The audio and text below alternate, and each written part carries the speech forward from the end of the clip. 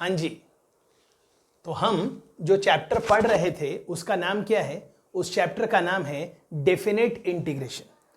अब हम last video में या लास्ट लेक्चर में क्या सुन चुके हैं कि डेफिनेट इंटीग्रेशन का मतलब और कुछ नहीं बल्कि एरिया अंडर द कर्व है। ओके, ये लिखा है F of x D X A to B, मतलब हमें फंक्शन एफ ऑफ एक्स, और एफ ऑफ एक्स कौन सा? छोटा वाला एफ ऑफ एक्स। तो हमें एफ ऑफ एक्स जो कि एक कंटिन्यूअस फंक्शन है ए से बी तक, उसका हमें करना है इंटीग्रेशन। तो मैं कह रहा हूं एफ ऑफ एक्स का इंटीग्रेशन है कैपिटल एफ ऑफ एक्स, और फिर ऑफकोर्स यहां पे प्लस सी आएगा जो कि हम नहीं लिखेंगे तो भी चलेगा क्योंकि हम लिमिट डालेंगे ए से बी। तो ये हो जाएगा capital F of B minus capital F of A. तो फिर ये जो लिखा हुआ है ये क्या है? ये जो लिखा है capital F of B minus capital F of A, ये क्या है? ये एक डेफिनेट इंटीग्रेशन है। किसका? स्मॉल एफ ऑफ एक्स का, between the limit a to b. Okay, मतलब इसका इंटीग्रेशन ये है, मतलब इसका डेरिवेटिव ये है। देख लीजिए, मतलब यहां तक हमें एक छोटी सी चीज ये पता चल चुकी है कि डेफिनेट इंटीग्रेशन का मतलब और कुछ नहीं बल्कि एरिया अंडर द कर्व है। But area under the curve का मतलब है it is algebraic area along with the sign. हाँ, जब हम एरिया अंडर द कर्व नाम का चैप्टर पढ़ेंगे तो हमारा जो भी एरिया आएगा हम उसमें मॉड लगा देंगे।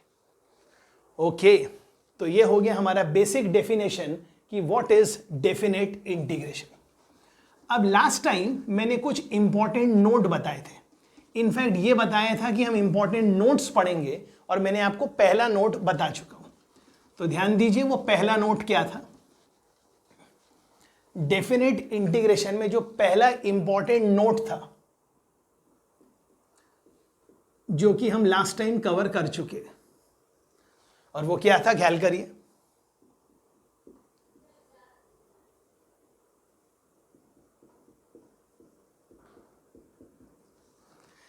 ये लिखा है ए से बी अगर मेरा फंक्शन है एफ ऑफ एक्स और अगर उसका डेफिनेट इंटीग्रेशन 0 है, मतलब एफ ऑफ एक्स नाम के फंक्शन का ए से लेके बी तक जो मेरा इंटीग्रेशन है वो 0 आ रहा है। ओके, वो इंटीग्रेशन 0 आ रहा है। इसका मतलब है ये जो फंक्शन एफ ऑफ एक्स है इसका कुछ पोर्शन एक्स एक्सिस के ऊपर है और कुछ पोर्शन एक्स एक्सिस के नीचे है। तभी तो हमने कहा था देन, क्या कहा था? देन द इक्वेशन, कौन सा equation? F of X equal to 0, मतलब इस इक्वेशन का कम से कम एक रूट ए और बी के बीच में है। Then the equation F of X equal to 0 has at least one root in the interval A to B, मतलब ए के आगे और बी के पहले इसका कम से कम एक रूट है ए से बी के बीच में। And of course F of X is continuous in A to B, मतलब जो एफ ऑफ एक्स है वो ए से बी के बीच में कंटिन्यूअस है। बट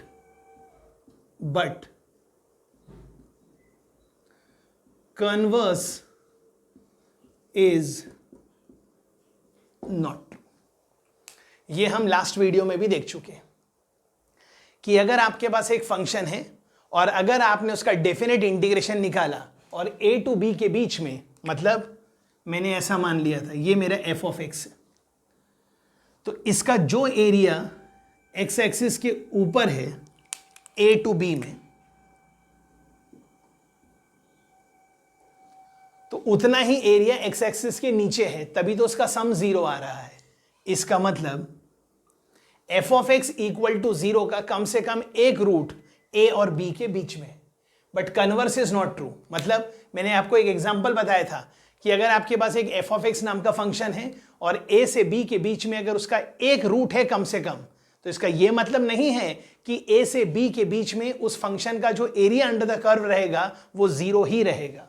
और यह भी मैंने आपको प्रूफ करके कैसे दिया था, ख्याल करिए, ऐसे हमने ये एक्स एक्सिस है और हमने एक फंक्शन लिया था ये, तो आप देख सकते हैं ये जो लाल कलर का फंक्शन है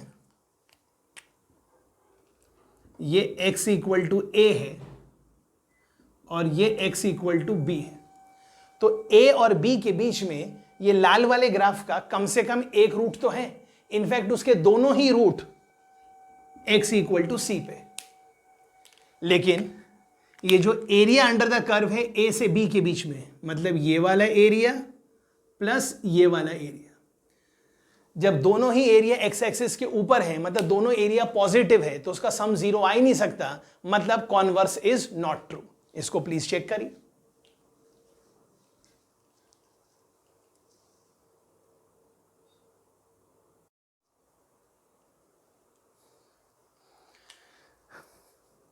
ओके, तो ये हमारा पहला नोट हो गया। अब हम सेकेंड नोट पे ख्याल करते हैं। अब ये सेकेंड नोट क्या कहता है? सेकेंड नोट कहता है, ये लिखा है limit n tends to infinity. हम लिमिट किस पे अप्लाई कर रहे हैं? इस पे। और लिमिट किस पे अप्लाई कर रहे हैं? ये लिखा है a to b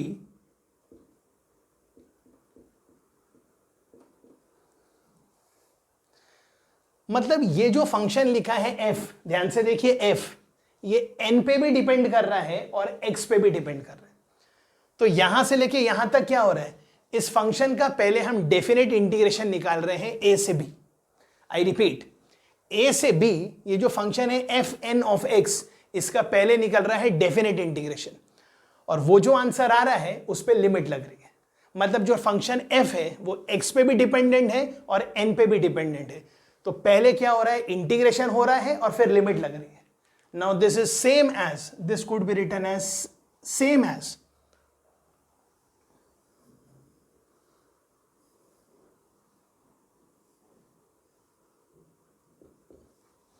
this is same as, पहले इंटीग्रेशन है मतलब लिमिट अंदर चली गई, मतलब पहले लिमिट लगेगी और फिर हम उसका इंटीग्रेशन कर लेंगे। और अब मैं ये लिख रहा हूं limit n tends to infinity, ये लिखा है एफ एन ऑफ एक्स। मतलब ये और ये सेम है, मतलब इंटीग्रेट करके लिमिट लगाओ, या लिमिट अंदर चली जाएगी, पहले लिमिट लगेगी और फिर इंटीग्रेट होगा, दोनों का आंसर सेम आएगा।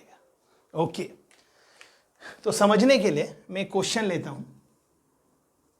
क्वेश्चन है limit n tends to infinity -1 to 1, मतलब लिमिट किस पे लग रही है? इस पे, और ये लिखा है 1 प्लस टी का power n raise to the power n, और इंटीग्रेशन है with respect to t। And to be very specific, अगर आपको क्लियर करना है क्या लिखा है तो ध्यान दीजिए।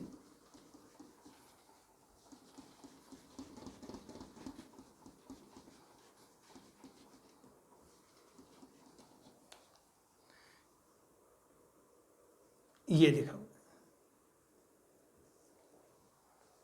मतलब कॉन्सेप्ट है पहले इंटीग्रेशन होगा फिर लिमिट लगेगी, और हम कहेंगे this is same as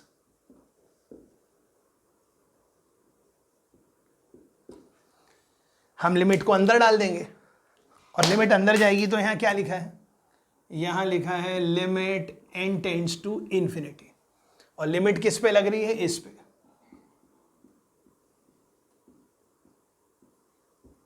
okay, अब इसको ध्यान से चेक करिए। अगर n इंफिनिटी है तो ये लिखा 1 plus T by N, T तो कांस्टेंट है, anything divided by n, n इज इंफिनिटी, मतलब ये लाल कलर में लिखा है 1 का पावर इंफिनिटी, और 1 के पावर इंफिनिटी को डील करने का तरीका हमने लिमिट में पढ़ लिया है। तो ये हो जाएगा -1 to 1, ये लिखा है dt, ये हो जाएगा e का पावर, अब आप इसको पढ़ो f, इसको पढ़ो g, तो f का पावर g, तो क्या होता था? e का power g into f -1। I repeat, e का पावर g, g मतलब ये, इंटू f -1। तो जब अपन f -1 करेंगे तो 1 प्लस टी का पावर n -1, 1 से 1 कैंसल, तो यहां बच जाएगा सिर्फ t का पावर n, और फिर ये n और ये n कैंसल हो जाएगा, तो ये बच जाएगा e का पावर t, और इस पे जो लिमिट लगनी थी n टेंड्स टू इंफिनिटी, इसमें तो n है ही नहीं, तो limit n tends to infinity e का पावर t हो गया e का पावर t। और अब हमें क्या करना है, e के पावर t को इंटीग्रेट करना है और लिमिट लगाना है, तो e के पावर t का इंटीग्रेशन क्या होगा, e का पावर t, और लिमिट हो जाएगी -1 से 1, तो इसका आंसर क्या आ जाएगा, e का पावर 1 माइनस e का पावर -1, मतलब आंसर क्या आ जाएगा, e -1/e। क्या ये क्लियर है? तो ये हो गया पॉइंट टू बी नोटेड का सेकेंड पॉइंट। ओके, अब ध्यान दीजिए आगे।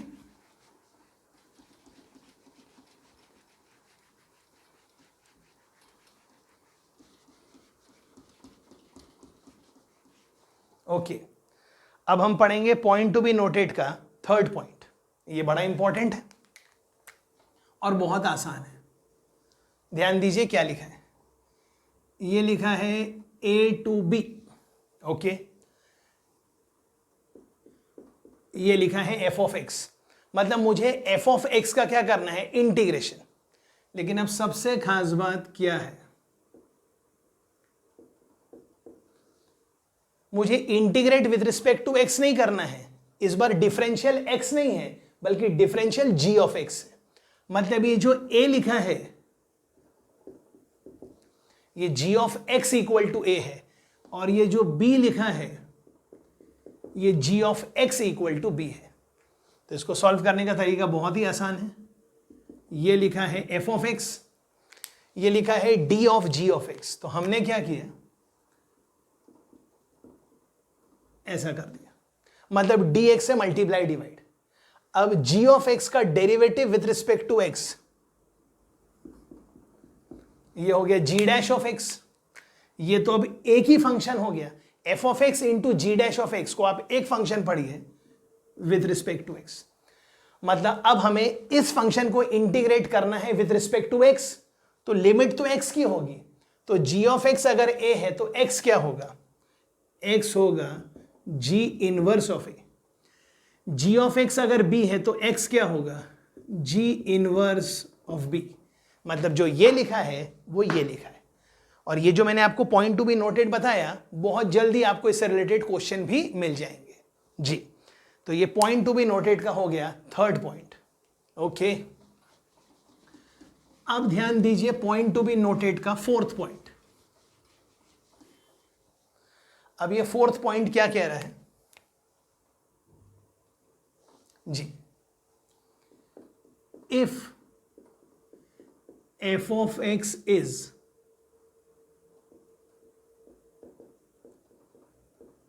कंटिन्यूस, मतलब हम क्या बोल रहे हैं, f of x is continuous in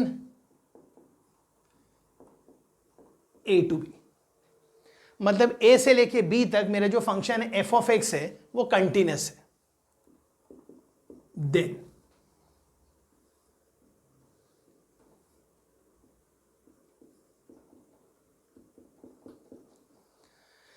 अब ध्यान दीजिए क्या लिखा है, then anti derivative of derivative.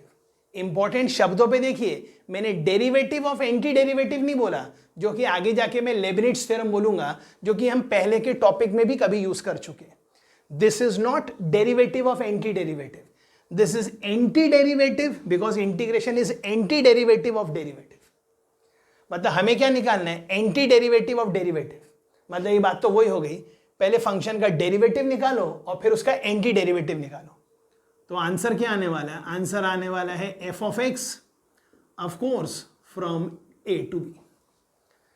मतलब अगर f of x कंटिन्यूस है a to b में, तो a to b d by dx of f of x होगा f of x from a to b। But if f of x is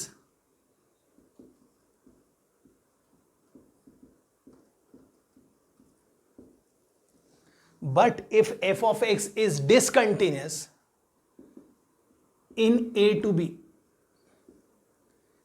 at c that belongs to a to b, मतलब हम मान रहे हैं कि जो F of x नाम का फंक्शन है वो डिसकंटिन्यूअस है ए से बी में, कहां पे, सी पे, ऑफ कोर्स सी ए और बी के बीच में है। देन मुझे लिखना है नीचे, में यही लिख के बताऊंगा ताकि आपका आइडिया क्लियर हो जाए। देन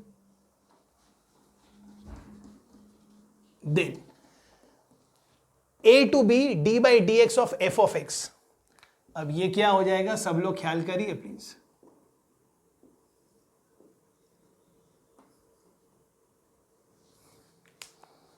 ये क्या हो जाएगा, ख्याल करिए प्लीज।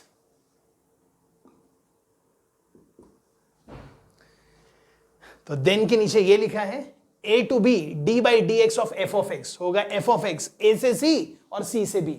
ऑफकोर्स सी मतलब सी माइनस और ये वाला सी मतलब सी प्लस।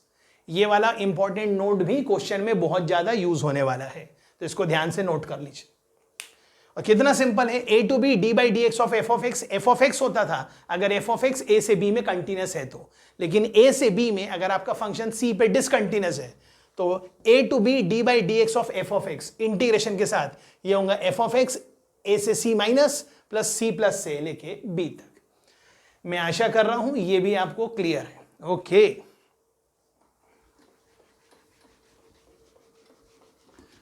अब ध्यान दीजिए आगे।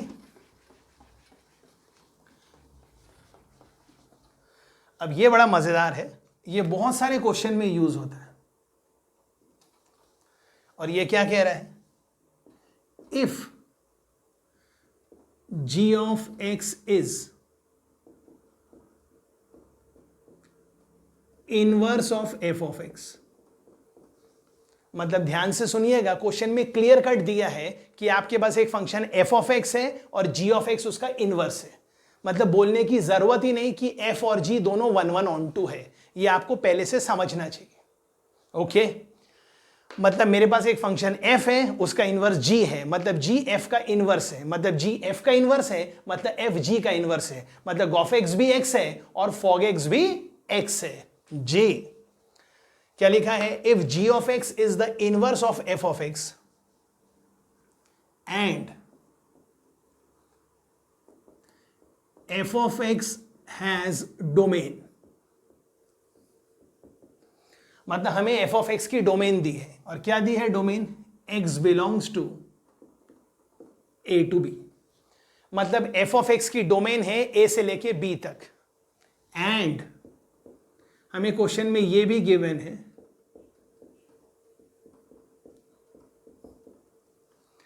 कि f of a c है और f of b d है, और हमें निकालना क्या बोल रहा है वो, then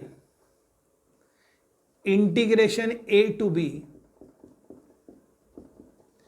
f of x dx plus integration c से d g of y dy। देख लीजिए क्या लिखा है, क्वेश्चन में लिखा है कि g f का इनवर्स है, f of x की डोमेन है a से b और f of a c है और f of b d है। तो अगर मुझे दिख रहा है a to b f of x dx का इंटीग्रेशन प्लस इंटीग्रेशन c से d g of y dy, तो इसका आंसर हमेशा आएगा, इसका आंसर हमेशा आएगा b into D upper limit into upper limit minus lower limit into lower limit. ये हमें ख्याल करना है, पर ये आया कैसे, ये अपन आसानी से प्रूफ कर लेंगे। कैसे प्रूफ करेंगे, एक डायग्राम बनाएंगे।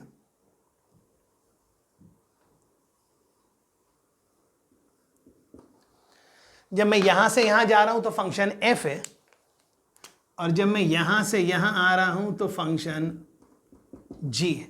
g है मतलब f इनवर्स है, f ऑफ a c है और f ऑफ b d है। मतलब g ऑफ c a है और g ऑफ d b है। I repeat, f of a c है मतलब g ऑफ c a है, f ऑफ b d है मतलब g ऑफ d c है। ओके, अब मुझे क्या करना है, मुझे इस इंटीग्रेशन को कोई चेंज नहीं करना है, इसको कोई चेंज नहीं करना है। मैं चेंज करने वाला हूं सिर्फ इस इंटीग्रेशन को, इसको।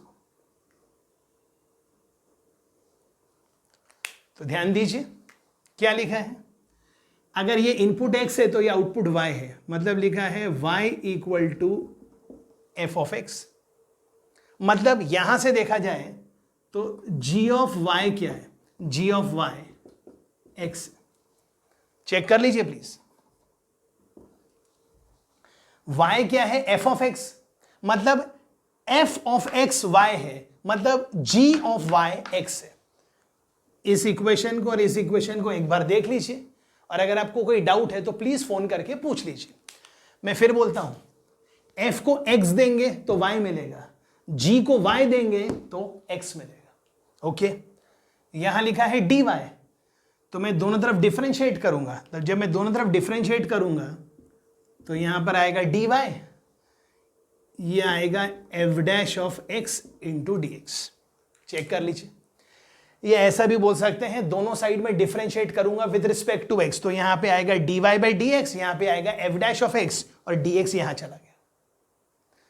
तो dy का नाम क्या है, f dash of x dx, मतलब मैं इसको यहां से हटाऊंगा और dy के बदले मैं यहां पुट कर दूंगा f dash of x dx, और ये लिखा है g ऑफ y, तो g ऑफ y के बदले मैं लिख दूंगा यहां पर x। लेकिन थोड़ी देर पहले ये integration with respect to y था, अब ये integration with respect to x है, मतलब ये जो c था ये क्या था, ये था g ऑफ y, तो g ऑफ y, इसका मतलब ये पहले क्या था, ये c था, तो सवाल है y c कब मिल रहा था, मतलब y अगर c था, आई रिपीट, y अगर c था तो x क्या था, a। आई रिपीट, थोड़ी देर पहले यहां dy था, dy का मतलब है ये लिमिट y की थी, तो थोड़ी देर पहले यहां लिखा था y c था, अब ये x है तो लिमिट होगी x की, तो जब y c था तो x क्या था, a था। उसी तरह y d था, तो भैया जब y d था तो x क्या था, b था। मतलब अब ये वाला इंटीग्रेशन चेंज हो गया।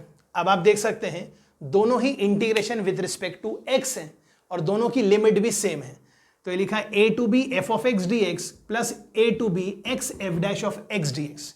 तो हम इन दोनों को ऐड कर सकते हैं, और जैसे ही हम इन दोनों को ऐड करेंगे, सर क्यों ऐड कर सकते हैं, क्योंकि पहली बात दोनों की लिमिट भी सेम है और दोनों का इंटीग्रेशन भी विद रिस्पेक्ट टू x है, तो this plus this equal to हो जाएगा a टू b, और ये लिखा है f of x plus f dash of x।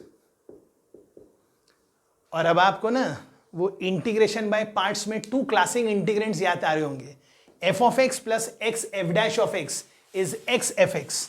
तो आंसर क्या आ रहा है, इसका आंसर आ रहा है, इसका आंसर आ रहा है x f x, और f x f x में भी लिमिट कहां से कहां तक है, a टू b, तो जब आप अपर लिमिट डालेंगे तो ये हो जाएगा b into f of B minus a into f of a, और f ऑफ b क्या था, f ऑफ b तो d था, मतलब यहां से f ऑफ b कटा तो यहां d आ गया, f ऑफ a कटा तो c आ गया, तो आपका आंसर आ गया bd minus ac। Okay, I hope ये भी आपको समझ में आ रहा है जी। इसको समझने के लिए मैं इसी टाइप के लिए एक क्वेश्चन और ले रहा हूं ताकि आपका आइडिया क्लियर हो जाए। ध्यान दीजिएगा, क्वेश्चन क्या है, जब भी हमारे को इंटीग्रेशन ऐसा सम में दिखेगा तो हमें ढूंढना पड़ेगा क्या ये दोनों एक दूसरे के इनवर्स है जी। तो मैं क्वेश्चन लिखूंगा और आप आंसर तुरंत निकाल लेंगे। क्या पहला क्वेश्चन है 0 to 1 e of x dx, मतलब फंक्शन e का पावर x है,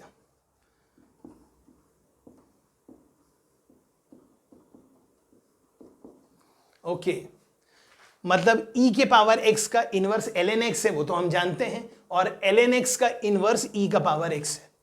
और क्रॉस चेक करने के लिए इनवर्स पॉइंट निकाल लीजिए, अगर x 0 है तो e का पावर 0 1 है, अगर x 1 है तो e का पावर 1 e है।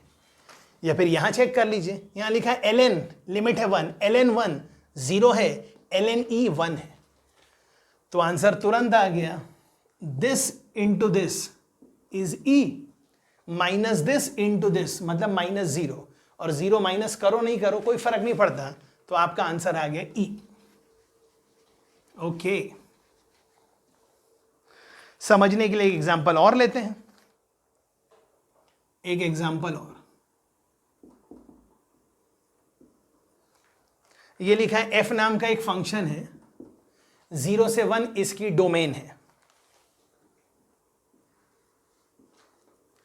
और क्वेश्चन में दिया है e से लेके e का पावर रूट e, मतलब आपको फंक्शन की डोमेन भी दी हुई है और आपको फंक्शन की कोडोमेन भी दी हुई है। मतलब ये बता रहे हैं फंक्शन यहां से यहां तक जा सकता है। ओके, और क्वेश्चन में क्या गिवन है, 0 का पावर 0 से लेके 1 तक, सॉरी इंटीग्रेशन 0 से 1, ये लिखा है e का पावर रूट e का पावर x, मतलब e के पावर में रूट है और रूट में e का पावर x है, dx प्लस 2 टाइम्स e से लेके e का पावर रूट e, और यहां लिखा है ln of ln x dx। ये हमें निकालना है। तो सबसे पहले तो हमारे को समझ में आना चाहिए कि ये अगर ओरिजिनल फंक्शन है, सर कौन सा, ये, तो फिर ये 2 को मिला के ये उसका इनवर्स फंक्शन होना चाहिए, या तो फिर सीधा इनवर्स पॉइंट से चेक कर लीजिए। अगर x 0 है तो ये लिखा है e का power under root of e का पावर 0, और e का पावर 0 कितना होता है, 1, और 1 का अंडर रूट कितना होता है, 1, तो फिर ये क्या हो गया, e का पावर 1 मतलब e।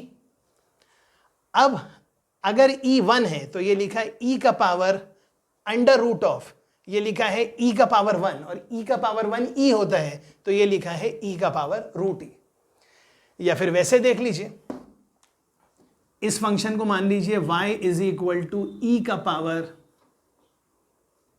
Under root of e का पावर x, दोनों तरफ log ले लीजिए टू द बेस e, तो ये क्या लिखा है, ये लिखा है actually y equal to e का पावर x इंटू 1/2, मतलब आप समझ रहे हैं, ये लिखा है y is equal to e into e का पावर x, और यहां पे लिखा है e इंटू e का पावर x/2, ऐसा लिखा है, x का पावर 1/2, मतलब ये दोनों तरफ log ले लीजिए टू द बेस e, तो ये हो गया ln y, ये कट गया तो ये हो गया e का पावर x/2, दोनों तरफ फिर log ले लीजिए, जब आप फिर log लेंगे तो ये लिखा है log to the base e का पावर x/2, तो 1/2 उड़ के बाहर आ गया, ये कैंसल हो गया, मतलब यहां x आ गया, 2 यहां आ गया, तो x हो गया 2 टाइम्स ln ऑफ y,